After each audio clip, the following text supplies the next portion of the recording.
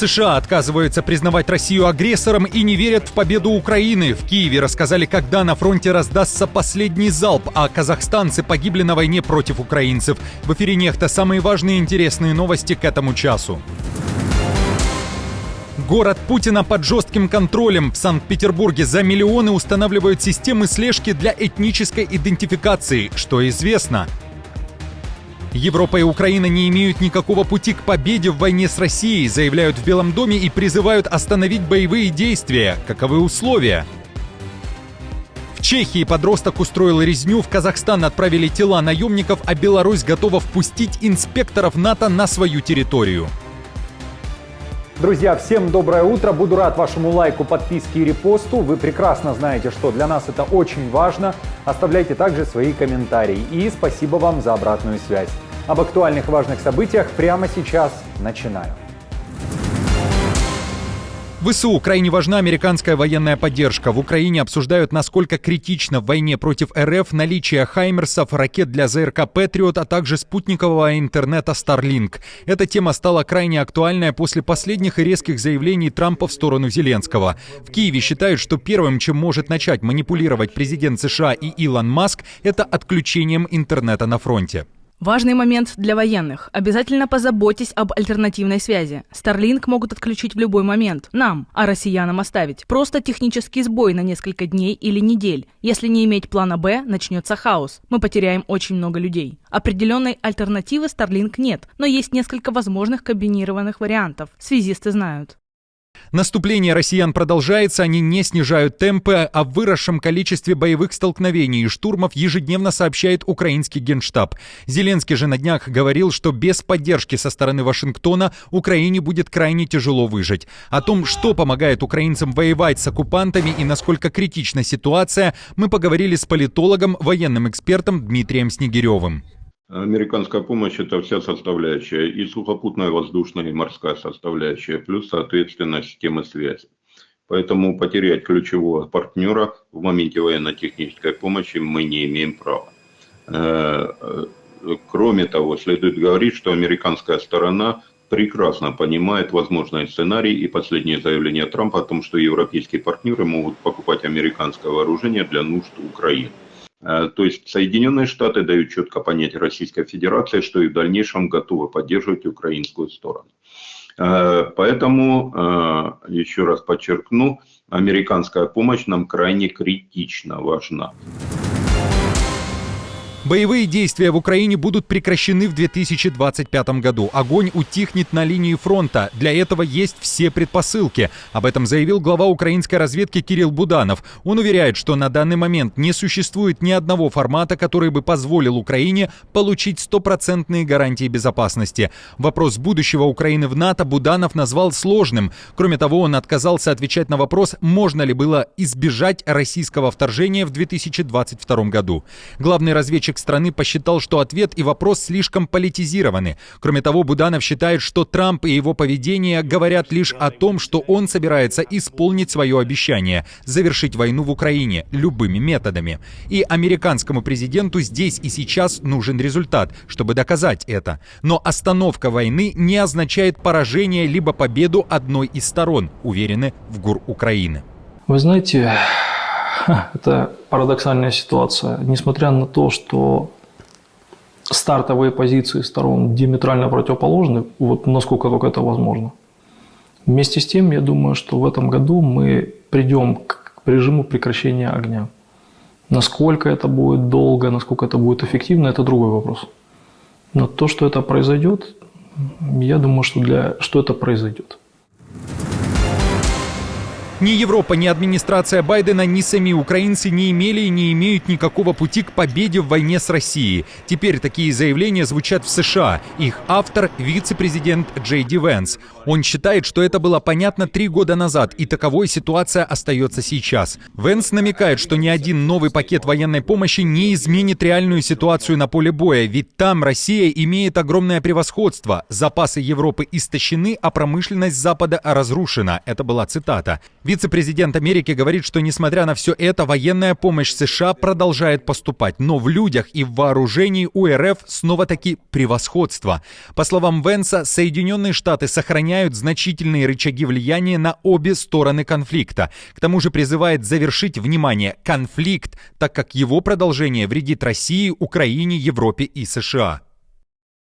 Учитывая эти факты, нам необходимо добиваться мира и добиваться его сейчас. Президент Трамп выступал за это, он победил с этой позицией, и он прав. Назвать учет американских интересов умиротворением – это интеллектуальная лень и историческая безграмотность. Отмечу, что в США начали называть войну РФ против Украины конфликтом. Financial Times со ссылкой сразу на 5 западных источников пишет, что Вашингтон выступает против того, чтобы называть Россию агрессором в заявлении G7 по случаю 3-й годовщины полномасштабного вторжения.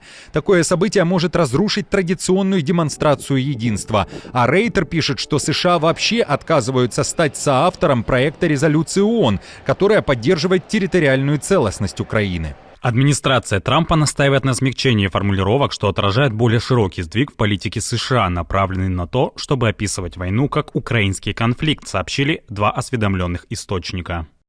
Киев должен сбавить тон, считает советник Трампа по нацбезопасности Майк Уолтс. Он также говорит, что Зеленский все-таки должен подписать соглашение по полезным ископаемым. О новых формулировках США, почему нападают на Зеленского, легитимность которого признает Европа и ООН, мы поговорили с политологом, который многие годы следит за изменениями в геополитике. Это информационно-политическое давление на украинскую сторону в моменте подписания договоров о совместной, либо же концессионной разработке полезных ископаемых на территории Украины. То есть о передаче 50% под контроль Соединенных Штатов. Решается экономическая составляющая данной войны. То есть Соединенные Штаты дают четко понять, что, соответственно, момент подписания данных договоров и будет тем самым инструментом гарантий не только военно-политических, но в первую очередь экономических для украинской стороны. Вот это основная задача этого информационного давления со стороны администрации Трампа. Еще раз подчеркну, речь не идет о, соответственно, либо смещении Зеленского, либо пророссийских взглядах администрации Трампа. В Чехии 16-летний подросток устроил резню в торговом центре. С длинным кухонным ножом он напал на 2 работниц магазина и убил их. После этого просто бежал, однако, как оказалось, недалеко. Парень был задержан группой захвата в километре от места преступления. К расследованию трагедии, на которую уже отреагировало правительство страны, привлечены специалисты Национального центра по борьбе с терроризмом, экстремизмом и киберпреступностью. Мотивы такого нападения на момент записи выпуска были неизвестны. В полиции обещали рассказать детали со временем.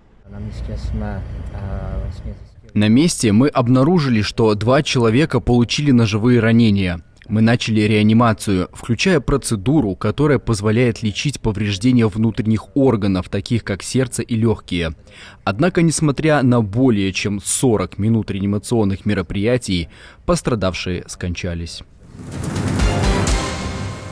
Казахстанцы погибают за Россию в Украине. Спецслужбы подтвердили гибель 2 наемников. Против них на родине были возбуждены уголовные дела. Теперь же нет преступников, нет дела. А вот тела граждан Казахстана, которые в прошлом году отправились на фронт и теперь погибли, есть. Их вернули в Усть-Каменогорск. В Комитете национальной безопасности Восточно-Казахстанской области сообщили, что граждане республики, решившие воевать против украинцев, погибли в Донецкой области от кровопотери, в частности из-за взрывных и осколочных ранений. Напомню, что участие казахстанцев в боевых действиях за границей запрещено законом. Выезд казахстанцев за рубеж для участия в боевых действиях преследуется по закону. В Уголовном кодексе страны есть 2 статьи: наемничество и участие в иностранных вооруженных конфликтах. Первая предусматривает тюремный срок от 7 до 20 лет и лишения гражданства Казахстана. Вторая – от 5 до 9 лет заключения. Приезжие под надзором. 39 миллионов рублей потратят в Санкт-Петербурге на камеры, которые будут способны распознавать мигрантов. В городе вводят систему этнического контроля. Такая технология распознавания по формуле «свой-чужой» будет встроена в 8 тысяч камер по всему городу. Власти Петербурга хотят отслеживать мигрантов и места их проживания, чтобы предотвращать социальную напряженность. Чиновники оправдываются статистикой. Лишь 43% петербуржцев считают межнациональную ситуацию нормальной. Жалобы поступают, в частности, на мигрантов-курьеров, которые разъезжают по родному городу Путина на электровелосипедах по тротуарам и часто сбивают людей. Совет по правам человека уже осудил инициативу этнической идентификации, назвав ее унижающей человеческое достоинство. Интересно, но накануне Путин, который подозревается Международным уголовным судом в совершении военных преступлений, заговорил о необходимости гуманизации российского правосудия. Большей гуманности будет способствовать и отсрочка ограничения свободы в отношении беременных женщин, имеющих ребенка в возрасте до 14 лет, а также в отношении мужчин, имеющих ребенка до 14 лет и являющихся единственным родителем. Кроме того, подлежит немедленному исполнению постановления судов об освобождении осужденного в связи с болезнью. Как вам такое отслеживание по этническому признаку? Что думаете? Минск хочет отправить свою военную инспекцию в страны НАТО, а также готов пригласить западных инспекторов в Беларусь. Такое заявление сделал представитель ведомства Хренина. Но перед тем у Лукашенко вновь заговорили о подготовке нападения на Беларусь. Там рассматривают укрепление восточного фланга НАТО как подготовку к этому нападению. В Минске решили заявить, что страны ЕС должны прислушаться к тем процессам, которые происходят в геополитике, но также признали, что пытаются найти диалог с Западом для поиска компромисса из-за ситуации на границе. Мы по сети связи ОБСЕ оповестили наших соседей о том, что мы готовы к проведению мероприятий в рамках региональных мер доверия и безопасности по Венскому документу 2011 года. Что это обозначает? Это обозначает то, что мы готовы к процессам переговоров, мы готовы к процессам посещения воинских частей, то есть информационный обмен, и к проведению взаимных инспекций. Как на территории Республики Беларусь, так и территории Республики Польша на глубину 80 километров. Поток плохих новостей о войне, кризисах в мире, а также о заявлениях Трампа, которые перевернули мир с ног на голову, отражается на психоэмоциональном здоровье тех, кто постоянно следит за этими событиями. Об этом говорят ученые, психологи и медики. Тревожность докатилась даже до Норвегии, где провели опрос на улицах о психоэмоциональном состоянии в связи с последними событиями в мире. Граждане этой страны жалуются на депрессивное настроение, в том числе из-за потока шокирующих новостей и заявлений из Вашингтона. Эксперты советуют сохранять баланс.